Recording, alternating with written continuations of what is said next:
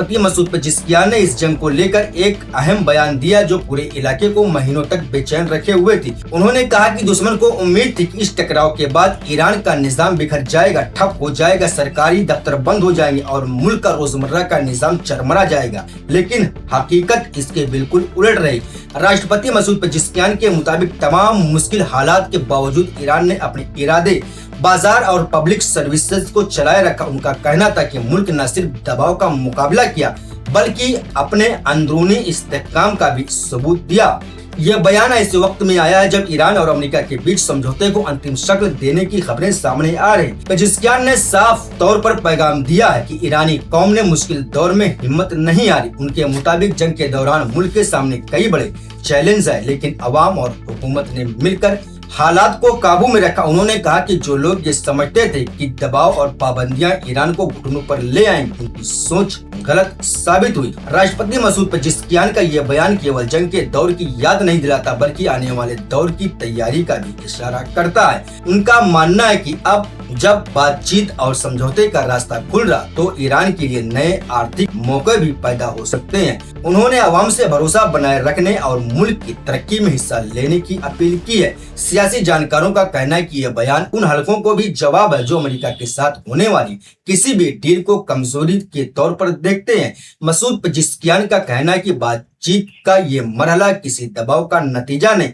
बल्कि ईरान की मजबूत पोजीशन का सबूत है। इसी दौरान ईरानी हुकूमत के कई दूसरे आला ओहदेदार भी कौमी यकजहती और इस्तेहकाम का पैगाम दे रहे। सरकारी हलकों का दावा है कि मुल्क ने मुश्किल हालात का मुकाबला करते हुए अपने मफादात यानी फायदे का तहफ्फुज़ की सुरक्षा की है और अब अमन व तरक्की के नए दौर में दाखिल होने की तैयारी कर रहा है। आने वाले दिनों में अगर ये समझौते से जुड़ी तमाम मरहले कामयाबी से होते हैं तो ईरान की माशी यानी आर्थिक हालत में भी बड़ा बदलाव देखने को मिल सकता है। दोस्तों, ईरान और अमेरिका के बीच हुए समझौते की खबर सामने आते ही दुनिया भर से प्रतिक्रियाओं का सिलसिला शुरू हो गया। पश्चिमी देशों से लेकर खाड़ी के अरब मुल्कों तक लगभग हर बड़े सियासी खिलाड़ी ने इस समझौते को मध्य पूर्व में अमन और इस्तेहकाम यानी स्थिरता की तरफ अहम कदम बताया है।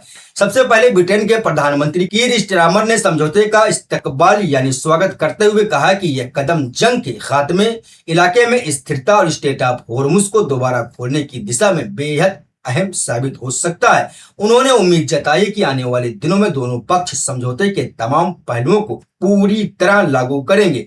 फ्रांस के राष्ट्रपति इमैनुअल मैक्रोन ने भी इस समझौते का स्वागत किया। उन्होंने कहा कि अब सबसे जरूरी बात यह है कि समझौते को तेजी और ईमानदारी के साथ अमल में लाया जाए। मैक्रोन ने खास तौर पर लेबनान की सूरत हाल का जिक्र करते हुए कहा कि इलाके में अस्थायी अमन के लिए एक मजबूत संघर्ष विराम बेहद जरूरी है। सऊदी अरब और कुवैत ने भी लगभग एक जैसी प्रतिक्रिया देते हुए कहा कि समझौता अमेरिका और ईरान के बीच रिश्तों को बेहतर बनाने में मददगार साबित हो सकता है। दोनों देशों ने उम्मीद जताई है कि इससे पूरे क्षेत्र में अमन और माशी यानी आर्थिक तरक्की का रास्ता खुलेगा। उधर तुर्कमेनिस्तान ने समझौते का स्वागत करते हुए स्वागत के साथ साथ एक अहम चेतावनी भी दी है। तुर्क क़यादत ने कहा कि सभी मुल्कों की जिम्मेदारी है किसी भी ऐसी कोशिश से बचें जो इस समझौते को नुकसान पहुंचा सकती है। उनके मुताबिक क्षेत्रीय अमन और सुरक्षा को बनाए रखना इस वक्त सबसे बड़ी प्राथमिकता होनी चाहिए।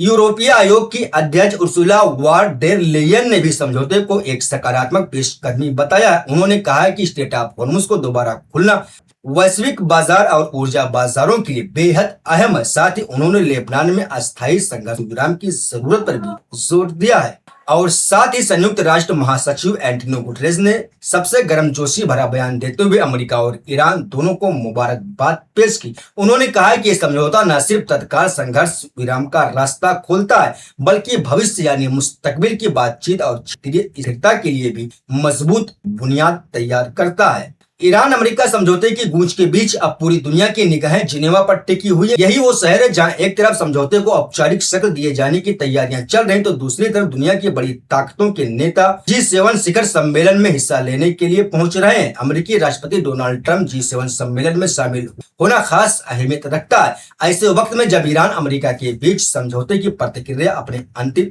मरहले में है, ट्रंप इस पूरे घटनाक्रम को अपनी विदेश नीति की एक बड़ी कामयाबी के तौर पर पेश करने की कर सकते हैं।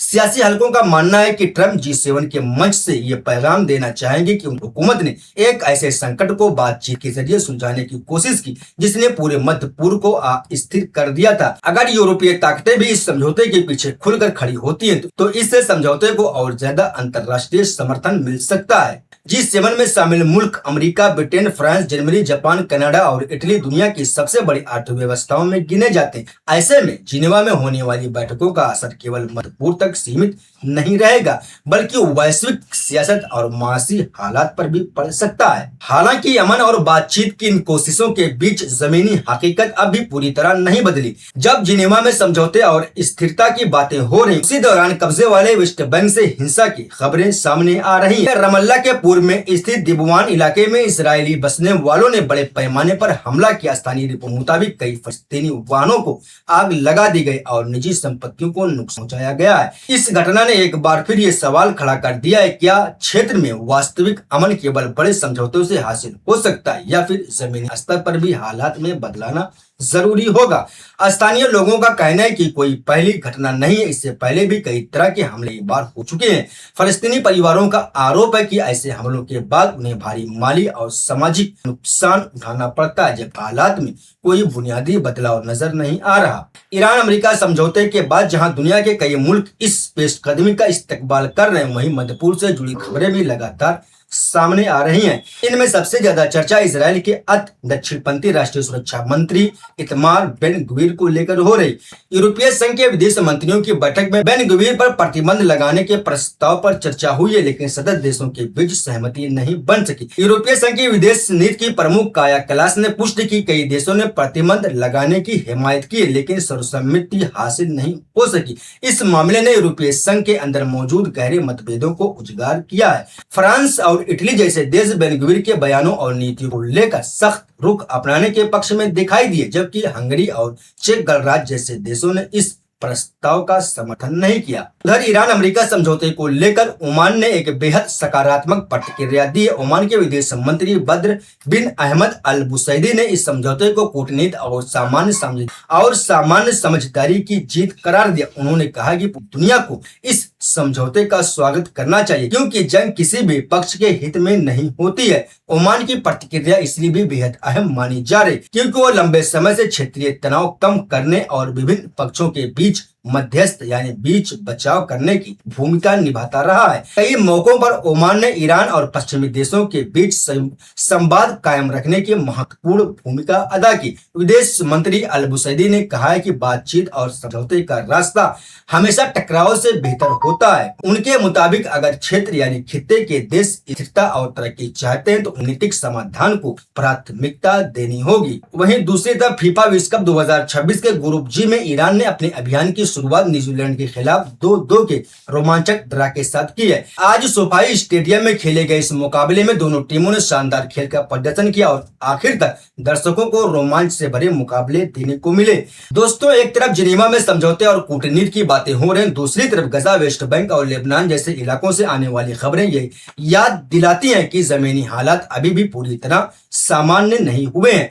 आम लोग अब भी सुरक्षा, रोजगार और बेहतर भविष्य की तलाश में। विशेषज्ञों का मानना है कि अगर समझौते के तहत किए गए वादों पर अमल होता है तो स्टेट ऑफ हॉर्मुज पूरी तरह सामान्य हो जाएगा, तेल की आपूर्ति बहाल रहेगी, मध्य पूर्व की मासी तस्वीर बदल सकती है और इससे न सिर्फ क्षेत्रीय व्यापार को फायदा होगा बल्कि दुनिया भर के ऊर्जा बाजारों में भी स्थिरता देखने को मिल सकती है। हालांकि चुनौतियां अब भी मौजूद हैं। फलस्तीन का मसला, गजा की मानवीय सूरत हाल, लेबनान की सुरक्षा चिंताएं और क्षेत्रीय ताकतों के बीच अविश्वास जैसी मुद्दे अभी भी पूरी तरह हल नहीं हुए हैं। इसलिए आने वाले दिनों में यह तय करेंगे कि यह समझौता इतिहास का एक निर्णायक मोड़ बनता है या फिर केवल एक अस्थायी राहत साबित होता है। फिलहाल इतना तय है कि जिनेवा में शुरू हुई एक कूटनीतिक बहस पूरे मध्य पूर्व के भविष्य को प्रभावित कर जा रही है। दुनिया की निगाहें अब इस बात पर टिकी हैं कि समझौते के बाद किए गए वादे कितनी ईमानदारी से और कितनी रफ्तार के साथ जमीन पर उतरते हैं। अभी के लिए बस इतना ही, मिलता है अगली वीडियो, तब तक अपना ख्याल रखिएगा। अल्लाह हाफ़िज़।